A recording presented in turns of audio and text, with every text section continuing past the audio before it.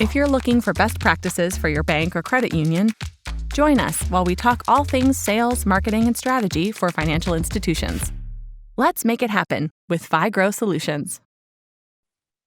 Hi there, I'm Meredith Olmstead, CEO and founder of FiGrow Solutions. We are an inbound marketing agency and we work with banks and credit unions, mostly on digital marketing and sales consulting. And I'm here with our Chief of Strategy, Penny Vanderbush. Say hi, Penny. Hey there. So Penny and I were just having a pretty interesting conversation about some key challenges that we see with communications and somewhat teamwork when people are working in a remote environment. And I was sharing some of these because these were some takeaways that I had from an inbound conference that I attended in Boston with HubSpot back in September. And I really liked the way that the session kind of structured some of the suggestions, some of the challenges. And I thought it was worth, having a conversation and just pressing record to share some of what we were talking about. So first thing we were really talking about was kind of the loss of human connection in the remote environment. And so I think it's really, really important to have virtual communications and meetings to make sure you're kind of jumping in and filling some of that void of not being in the same building or the same office space or seeing people in passing and kind of building relationships with them. That's obviously really important. And sometimes we take those things for granted. So we wanted to kind of talk about how we deal with some of those things in the remote environment. So Penny, what are your thoughts on that? Well, I think, the face-to-face, the visual is definitely important. And so if you're considering having your marketing team or your sales team start to work remote, or if they're already working remote, I would assess like tools and make sure that not only do they have the tools they need, but they know how to use the tools that they need. Mm-hmm. I know with our team, we have to use Slack as our chat here, but we can drop in like a quick, video call directly through that channel and see each other face to face. And so I think if you're considering remote or you are remote, but you want a better experience for that, the face-to-face is really important and you need the tools to do that. Now, we, as a regular practice, we definitely don't like meetings for meeting's sake. Meeting fatigue is absolutely a thing. And we push ourselves to make sure that if we are scheduling a meeting, we're very thoughtful about who we're inviting, how long the meeting is, and if an actual meeting is necessary for that. But we really promote, especially within our own agency, like short scrums, like a face-to-face, like let's just, get together real quick, talk this out, work on it together, and then exit that just like you would if you were in a physical, office environment where you might pop into someone's office, work through something really quickly and walk back out. We recreate that scenario through the use of face-to-face and video. Yeah, a couple things I want to just say about that. The first is holding people accountable for using the tools as well. Like I never get on, it used to be before COVID, honestly, we would try to have video calls because we always have worked remote.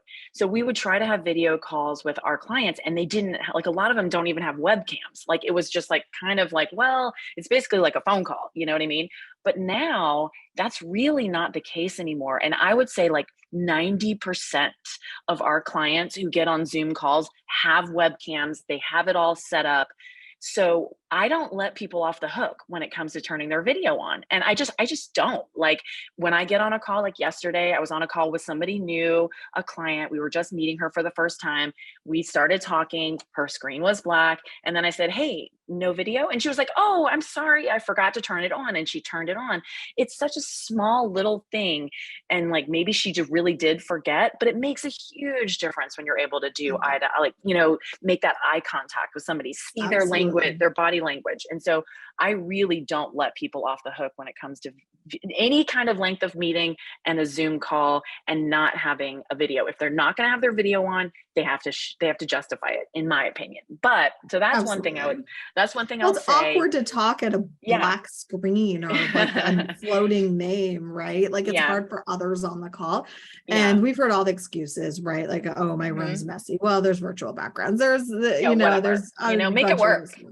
Absolutely. So the other thing that I wanted to say too about that in terms of meetings is we um, we don't have meetings for meeting's sakes for sure. And like this idea that like I was meeting with somebody else earlier this week and she was telling me that she had 9 hours of meetings on Mondays. Like just that was like her normal schedule. And I was like, wait, what? Like I was just like, I don't even understand how you could come up with 9 hours of meetings. I don't understand it. Like so I mean, I'll have five clients, different clients I might have to touch base with in one day and an internal meeting or two. And I still couldn't string it together 9 hours of meetings if you force me to. So like this idea that people just meet every Monday for an hour is so, it's just, you need to be careful about it. And the agendas I think are so important because frankly, like I love to chat, okay? And like I like to have icebreakers on calls. I do it fairly regularly with clients where we'll have one very clear, crisp, funny, whatever icebreaker. It can be done in 5 minutes or so. It's a way to build rapport, fun, trust, relationships, but not a time suck, right? And I Mhm. think that that is really important because some people really love to chat, but other people are really guarded and they want their time to be efficiently spent. And they're going to feel like if you sit around and shoot the you know what for 20 Mhm. minutes without getting anything accomplished, it feels like a waste of their time and a waste of their day. And you want to Yeah. respect that. Yeah. Absolutely. And I think that there's a fine, well, some people might call it a fine line. I think it's a pretty broad line between team building and waste of time, right? So there's a lot of teams who are like, oh, well, we're all remote. So that chatter in the first 10 minutes of a meeting is how we have team building. And the challenge with that is that when you have a meeting, especially if you have different stakeholders, different departments, different clients or vendors or whoever you have on that call, when you have like kind of that mixed bag, there are several people who are probably really busy, have a lot to do, and they don't value that as team building or as face-to-face, communication.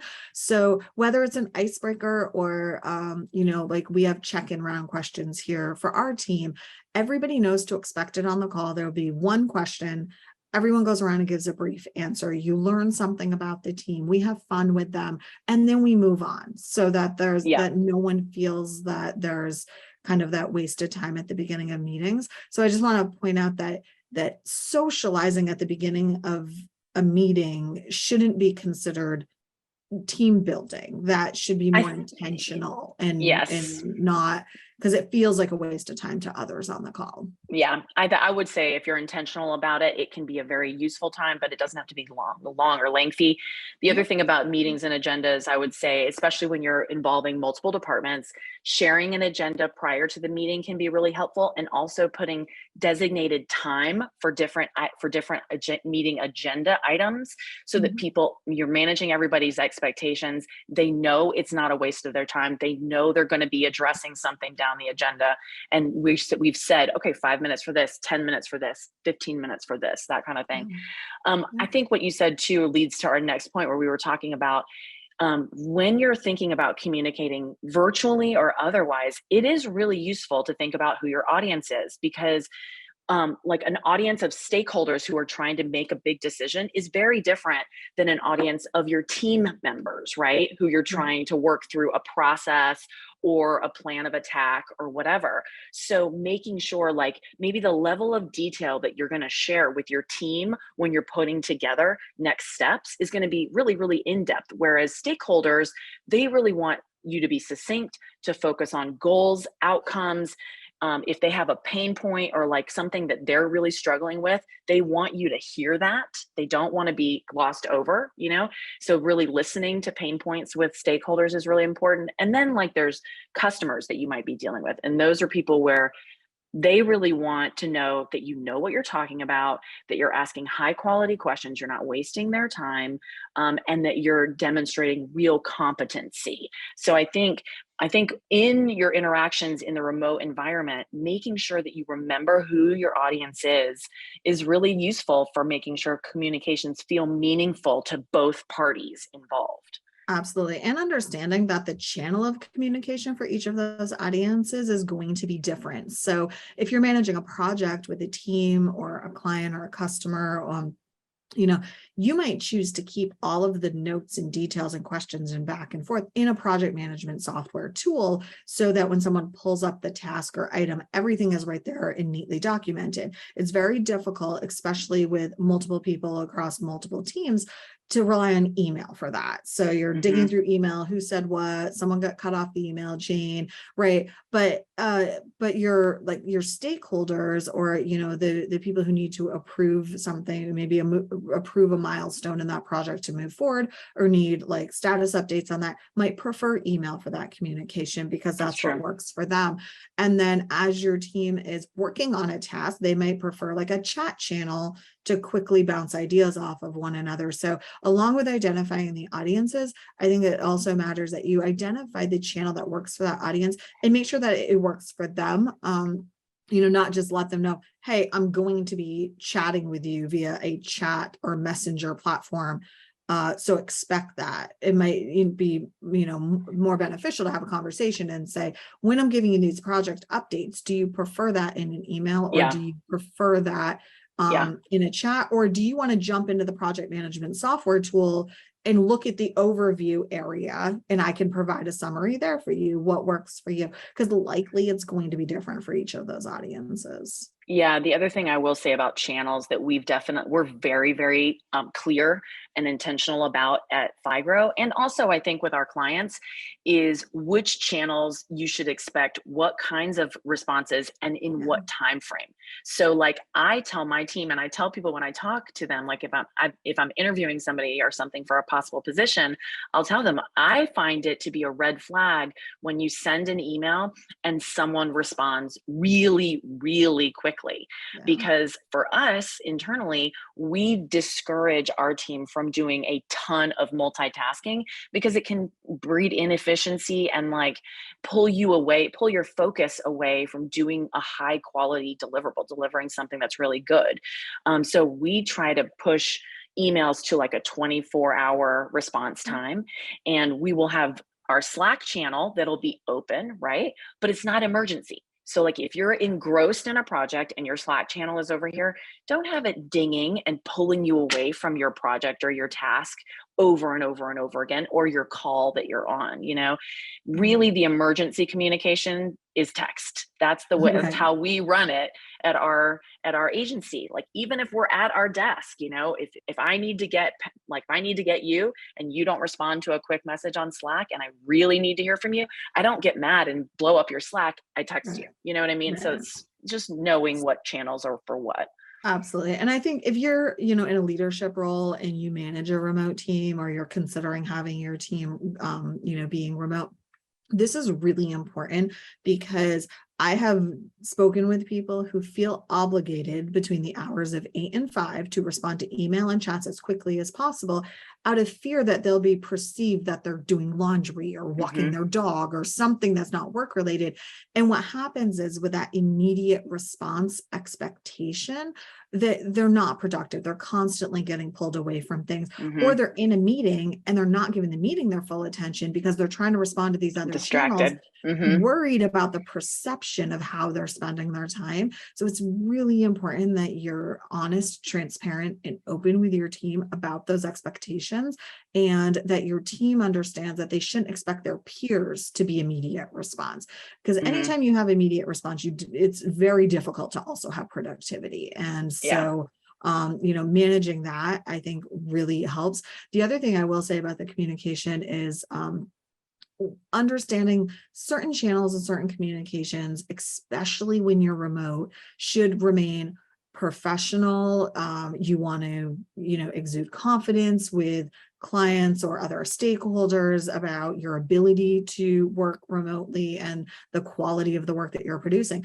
But within that, it is incredibly hard to always understand somebody's tone or what they mean when you're just reading black and white words on a screen. And so we encourage the use of emojis and GIFs and like whatever that may be to lighten the mood a little. And to like really like show, I'm asking this question maybe because I'm confused, not because I'm angry. And Right. a simple emoji can help somebody understand that you're like, oh, she's just confused. She can't find what she's looking for, or Hmm. she doesn't understand what I'm trying to say. She didn't comprehend what I said and now is angry about what I've said. And so I know that some people feel really hesitant to utilize GIFs and memes and emojis in a work channel or on a work computer. And I find them to be incredibly helpful. And when we work on projects with credit unions and banks, a lot of these major projects, like when we're building a new digital branch, a new website for our client, and in our own project management software, we start utilizing emojis, it's amazing how quickly they start doing it too, because Yeah. it's like, oh, I can communicate this way. And I think that really, really helps the project, and Yeah. helps with that communication. So I would encourage it. And whether you encourage it or just simply allow it, just make sure it's clear with the team when it's appropriate, when it's And when it's not, not. Yeah. but let them know it's okay, even though it's a work computer or a work channel, to throw a smiley face in or something every now and then. Yeah, awesome. Awesome. Well, I think these are great tips. I think this is really, it's really useful to think about, and especially just making sure that you're really being intentional, but also positive and fun, kind of like bringing the human side of people out, even in that remote environment. Yeah, So, absolutely. all right, awesome. Thank you so much, Penny. This has been great. And if you all have any other interest in our podcast, please visit us at figrow.com. We have a lot of great topics that we cover there for marketing for banks and credit unions. So otherwise, let's just all get out there and make it happen.